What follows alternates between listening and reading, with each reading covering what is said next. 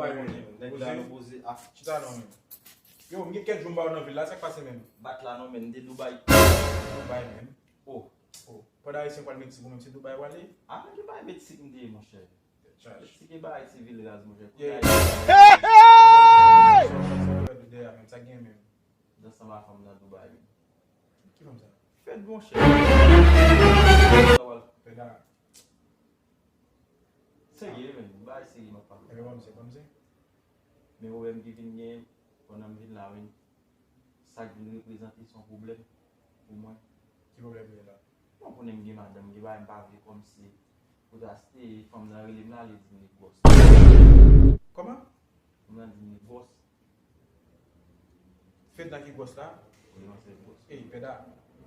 Sou nan gen men adote? Ah, d'autres mon cher. Ajol pi yon la pi yon.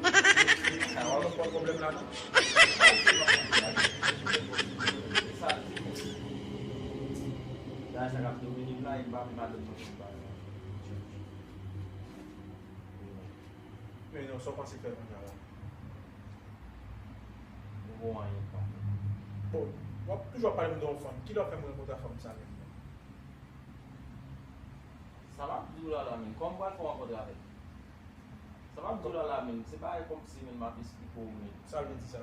Tout ba ils sont à là révélation. Oh no! Ke peda men, ta la ve men nan fiz a jou mon chè. Yo, deplase la men. Baba!